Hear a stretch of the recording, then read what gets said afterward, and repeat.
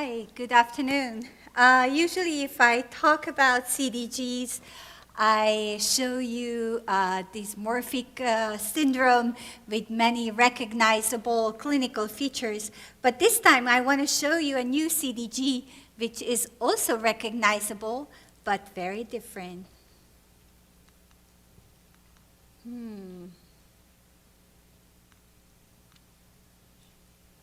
What do I do wrong?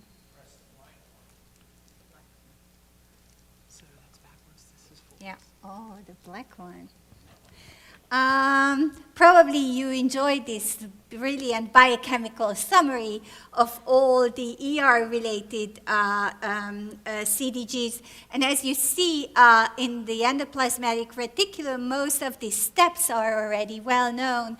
And each step of adding a sugar to the sugar chain, finally going on the protein and getting exported from the ER to the Golgi are known CDG types, and we know the underlying defect and the underlying etiology. However, when we go to the Golgi, it's much more obscure. We see all these steps. Many of the steps are unknown. We don't know the underlying genetic defect, but also we know that most of the Golgi-related defects are more trafficking defects. So there is a global disharmony in the transport of these glycans or the making of the glycosyltransferases, and we get a generalized dysfunction in the Golgi leading to abnormal glycosylation. Recently, this year, already 2 new glycosylation defects were discovered, which are such abnormalities. TMM199 CDG and CDC115 CDG are both problems with Golgi trafficking leading to generalized glycosylation disorder and a type 2 CDG.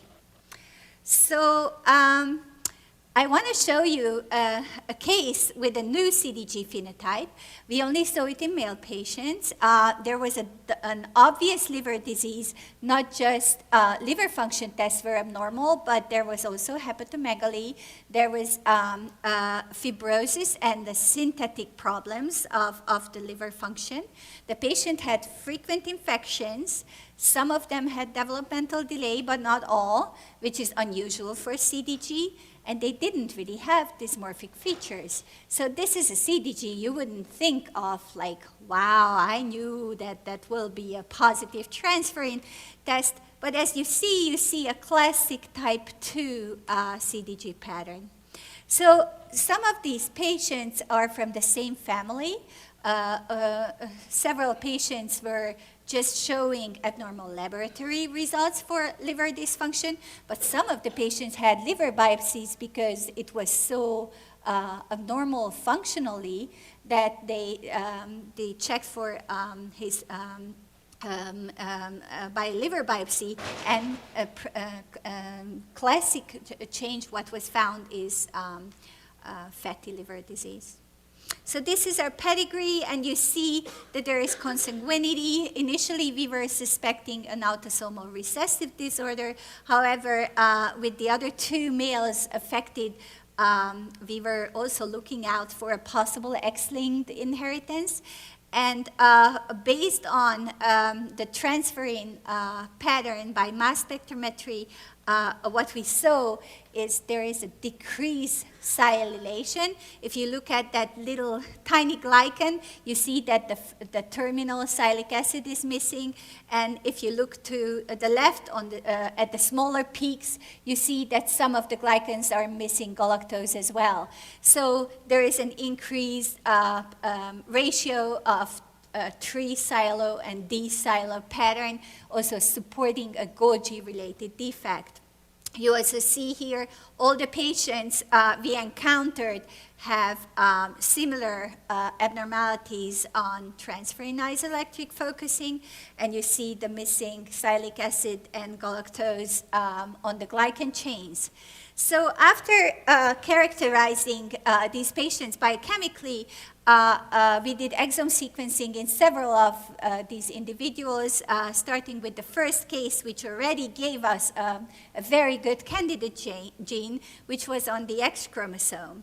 So if you look at this gene, this is like deja vu. We already have another CDG with ATP6 defect, the Golgi-related ATPase defect. But this gene is actually coding an extra subunit, an accessory subunit of the ATPase and not in the ATPase complex itself. The mutations were all missense mutations, very mild. So we confirmed the mutation pathogenicity in yeast and performed complementation studies and ATPase assay, and we could prove that these missense mutations are really pathogenic. So how would this new disease cause the glycosylation disorder? So you know that the VATPase is really important for the intraorganellar acidification. So that proton gradient, which is obviously essential to have your normal transport through the membranes, it plays an essential role in the transport of the endosomes and other vesicles, also in the Golgi. So if you have a disturbance in this proton gradient, your transport and trafficking of glycans, but also for your enzymes involved in glycosylation will get disturbed. So actually, this accessory subunit, which is regulating the ATPase function, secondary changes the proton gradient and leads to abnormal trafficking and transport, and this leads to the secondary glycosylation abnormalities, and obviously for the glycan changes as well.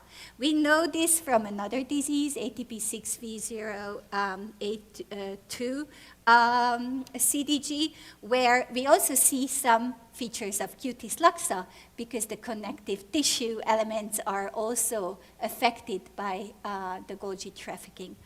So in this case, what we see additionally, that the O-glycosylation, so the mucin type of glycosylation, is affected as well. Here you see another assay called ApoC3 isoelectric focusing. So you can see that the Golgi defect affects not only N-glycosylation, but O-glycosylation as well. To give you a summary of this new CDG, we have 10 patients so far, all presenting in a very similar way. They're all males, and the patients are from different age, and unfortunately 2 patients died due to infections and liver failure early in life. But they all had neonatal icterus. It was not a severe icterus though. Most of them have hepatosplenomegaly. Not all of them splenomegaly, but hepatomegaly is quite common. Many of them have liver fat increase and steatosis, and some of them develop nodular cirrhosis. So patients received liver transplantation due to that. And the patients have severe infections. So I just draw your attention to this little picture. If you look at this lovely little child, you see that there is some paucity of hair, and the hair is also very thin and a little bit brittle. And there are some increased wrinkling around the neck we see in some of the patients, similar to the ATPase patients with cutis luxa, but much more mild. But now it comes really exciting, because actually what you see that beside the immune problems, so the hypoglobulinemia and leukopenia, and the elevated LFTs, which we see in many CDGs, there is a significantly decreased ceruloplasmin and low copper levels. So there are several overlapping features with Menkes and Wilson disease. And if you just think about the picture I just showed you of the patient with the paucity of hair and very underpigmented hair and the skin abnormalities, I think you can include this patient in your, or this new disease in your differential for both disorders. So here I want to summarize the 3 new disorders discovered this year with type 2 CDGs. The first 2 I already mentioned you, the CDC 115 CDG and the TMM 199 CDG, and now our current ATPase accessory subunit-related CDG. Excitingly, all these 3 disorders are liver disorders, primary progressive liver disorders with steatosis and many times fibrosis and cirrhosis. Not all of them have developmental delay. Actually, half of the patients are totally normal intellectually. Immune deficiency is only found in this ATPase accessory subunit associated disorder. However, if you look at low ceruloplasmin and copper, that's classic for all 3 disorders. All 3 disorders have been described this year and published this year. Cholesterol might be also elevated, and the liver function tests are always disturbed. Thank you for your attention.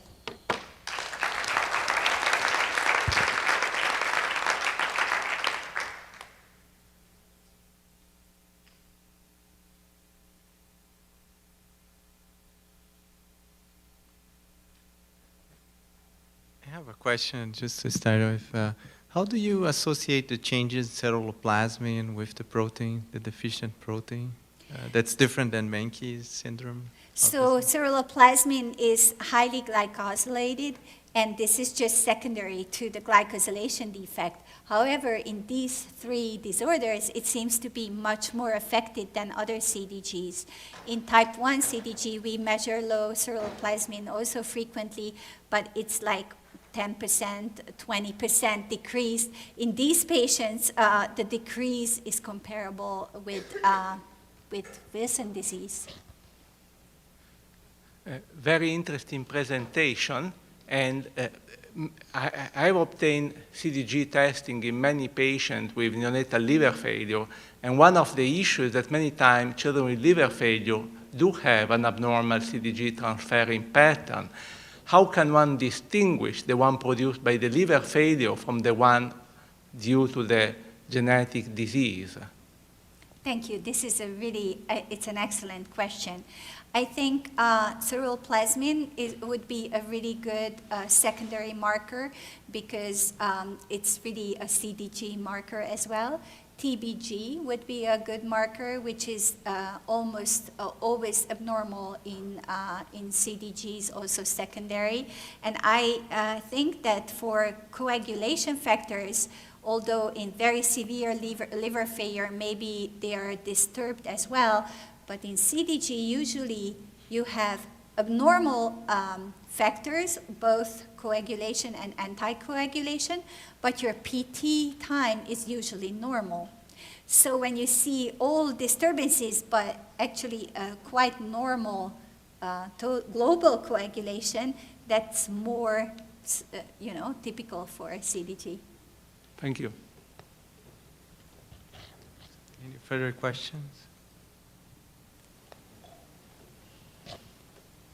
Have you measured the zinc level in your patients? Thank you very much. Very good question. So CDG patients have many times low micronutrient levels.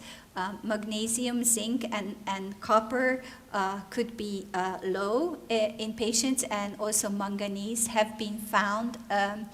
The reason is usually abnormal transport of these elements, and some patients need supplementation.